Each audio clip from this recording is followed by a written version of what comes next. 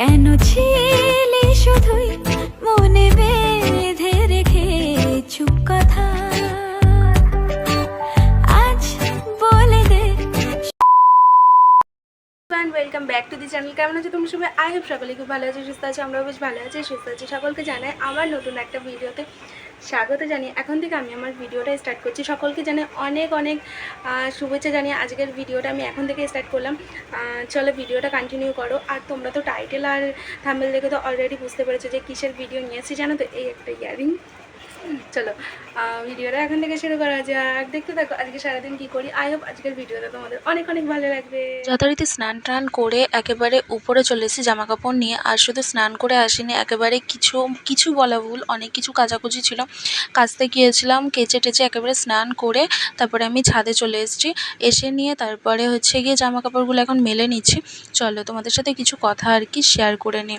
জানো তো আজকের এই ভিডিওটা করতে করতে না খুবই যখন আমি ইন্ট্রোটা দিয়েছিলাম তখন বেশ ভালো উৎসাহের সাথেই করছিলাম আর কি।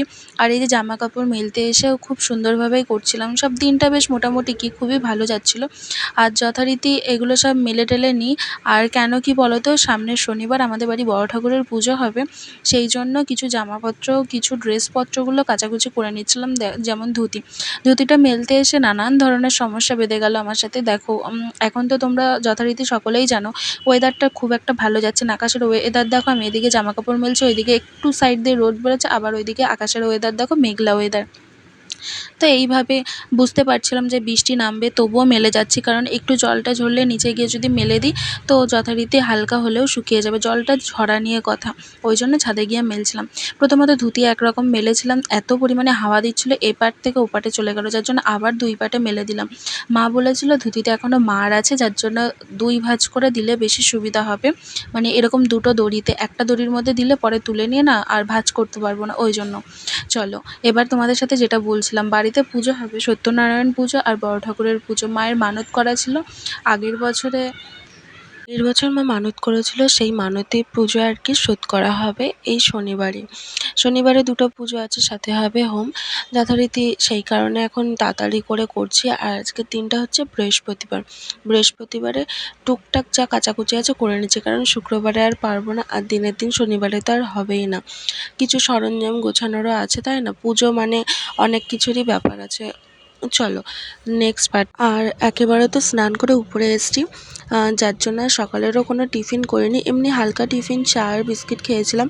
পড়ার বাড়ির ওখানেও গেছিলাম, সে জায়গায় ভারী কিছু খাইনি। আর যথারীতি এখন কাচাকুচি করেছি যেগুলো, সেগুলো মেলে নিয়ে সোজা নিচে যাব। আর তখন বেজে গেছিলো প্রায় 3:30। বাড়িতে এসছি, বাড়িতে সেদিনকার একটা দিদি আমাকে কুলকাট এনে দেবে, তো তার জন্য অনেকটা সময় বাজারে দাঁড়িয়েছিলাম। যথারীতি সে এসেছিলো প্রায় 12টা, 11:30 12টা সামথিং। তো যার জন্য অনেকটাই লেট হয়ে গেছে। বাড়ি এসে বাড়ি ঘরটার গুছিয়ে কিছু পরিষ্কার করে নিয়ে তো যথারীতি ছাদে এসে সব ভেজা জামা কাপড়গুলো মেলা হয়ে গেছে, অনেকগুলো কেচেছিলাম। তো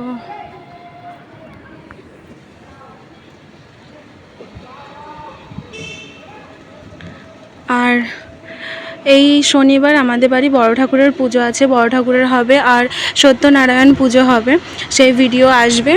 আর তোমরা দেখতে থেকো, সেই ভিডিও নিয়ে আসবো। কি বলছি, যাই হোক, এখানে আমি ধুতিটা মেলে দিয়েছি, বাপির ধুতি ধুয়ে দিয়েছি, কারণ বাপিও একদিন পুজোতে বসবে। চলো এসে জামা কাপড় তো মেলা যথারীতি কমপ্লিট হয়ে গেছে। এবারে চলো নিচে যাওয়া যাক।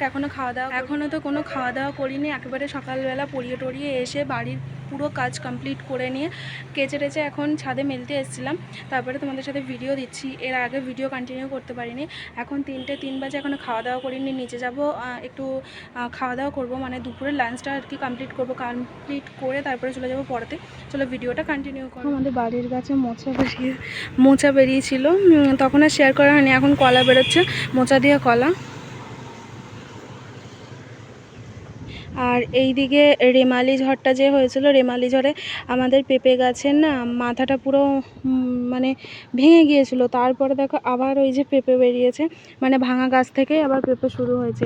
যতটুকুনি যার উপর থেকে ভেঙে গিয়েছিল, নিচে জীবিত ছিল, নিচে বেঁচে ছিল, যার জন্য আরও সাইড থেকে গাছ বেরিয়ে তাতে আবার পেঁপে হয়েছে। যে ওই এসে দেখো ভাত সাইডে নিয়ে বসে পেঁপে। পড়েছি। মা চলো নিচে। করেছিল মুগের ডাল আর পটল ভেন্ডি ভাজা আর মাছের ঝোল।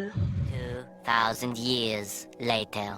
দুপুরে খাওয়া দাওয়া করে যেরকম সময় সেরকম বেরিয়ে গেছিলাম 4টে দিয়ে পড়াতে। সেখান থেকে পড়ানো কমপ্লিট করে তারপরে 6:30টার বাড়িতেও চলে এসেছি।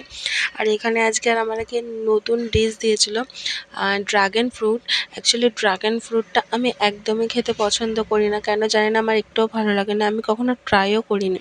এখানে কাকিমা আমাকে দিয়েছিল ড্রাগন ফ্রুট, তাই আমি তাকে বলছিলাম, দেখো কাকিমা, আমি এই জিনিসটা, এই ফ্রুটটাই খাই না, আমার কেন জানি না আমার একটুও ভালো লাগে না। আমাকে খুব রিকোয়েস্ট করছিল যে তুমি খাও, খেয়ে দেখো, যদি খারাপ লাগে তারপরে বলো। যে না, আমি এই জিনিসটা খাই না, অ্যাকচুয়ালি আমার ভালোই লাগে না, কেন জানি না, দেখেই হয়তো ভালো লাগে না। অনেকে দেখেছি খাওয়ার জন্যে বলে যে ড্রাগন ফ্রুট গাছ কিনেছি, এই করেছি সেই করেছি নানান ধরনের, কিন্তু আমার ছাতা ভালোই লাগে না।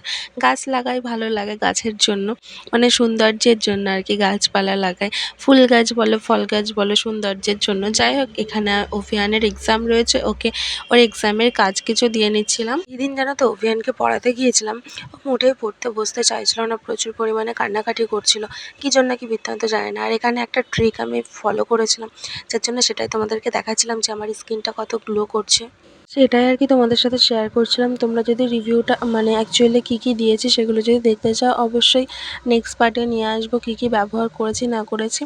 যাই হোক, এখানে অভিয়ানের কথাই বলছিলাম, ও তো মোটেও পড়তে চাইছিল না, অনেক ফুলিয়ে টুলিয়ে ওর প্রচুর পরিমাণে গরম লেগে গেছে, বলছে দিদিভাই জামাটা খুলে দিই।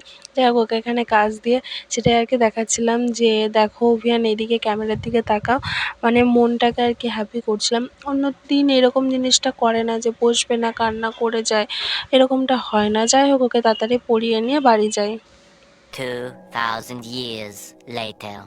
প্রতিদিনের মতো বাড়িতে চলে এসেছিলাম 8:30, তারপরে আটাটা চেলে নিচ্ছিলাম রুটি করব বলে। আর জানো তো, আজকের দিনটার একটা ঘটনা তোমাদের সাথে শেয়ার করি। এই যে আটা মাখিয়ে রেখেছি, কিছুটা রুটি কমপ্লিট করে বাপিকে খেতে দিয়েছিলাম, আর যেগুলো আছে সেগুলো করছিলাম। প্রায় তখন 11:30 পৌনে 12টা বাজে, আর যথারীতি সেই মুহূর্তে আমি ডিমটাও ভেজে নিচ্ছিলাম। এই দিন আমার সাথে অনেক অভিজ্ঞতা হয়ে গেছে। জানলা খুলে যেহেতু আমি রান্না করছিলাম, হট করে জানো তো জানলা দিয়ে একটা পাখি চলে এসে প্রচুর পরিমাণে ভয়ও পেয়েছিলাম, মানে এরকমটা হবে আমার সাথে, আমি এই এত দিন ধরে রান্না করছি কোনোদিনও ভাবিনি। যথারীতি ডিম ভাজা হয়ে গেছে, ছোটোমণিকে, মাকে, দিদিকে ডাকছিলাম, সবাই মিলে খেতে বসবো বলে রুটি দিয়ে 2টো ডিম ভেজেছিলাম। আগেরটা ভাজা কমপ্লিট হয়ে গেছে, পরে আরেকটা ভাজছি। এই ভাজাটা কমপ্লিট করে সবাইকে খেতে ডেকেছি, সেই মুহূর্তে কাকাদের বাড়ি ঢুকেছিল কালার সাপ। আবার আগের বছর এরকম সময় কালার সাপ ঢুকেছিল, সেই সময় তো কাকাকে কামড়েছিল। যথারীতি ভগবানের আশীর্বাদে সে এখন সুস্থ আছে, তার কোনো অসুবিধা হয়নি। এখন অসুবিধা বলে প্রচুর পরিমাণে তার গা হাত পা ব্যথা থাকে, সেই অ্যাকশানগুলো, বিষের অ্যাকশানগুলো এখনও রয়েছে, কিন্তু ইঞ্জেকশান দিয়েছিল, সেই ইঞ্জেকশানের ব্যথাও রয়েছে, সব রকমের, মানে সে এখন অতটাও পেরে উঠতে পারে না, গা হাত পা ব্যথা করে। যাই হোক, সেই টপিকেই আবার চলে আসি। আজকে আবার কাকাদের বাড়ি, সেই শ্রাবণ মাস সেরকমই সময়, সেই রাতের বেলা, আর ঝিরিঝিরি বৃষ্টি, তারপরে ভারী বৃষ্টি, সেই সময় যথারীতি তাদের বাড়ি কালার সাপ ঢুকেছে। এবার এই সময় ডিম ভাজতে ভাজতে আমি শুনছি, আওয়াজ শুনছি, হ্যাঁ, মানে কিছু না কিছু নিয়ে ডাকছে। দেখো, এই যে সেই কালার সাপ। ভিডিওটা আমি এখানেই শেষ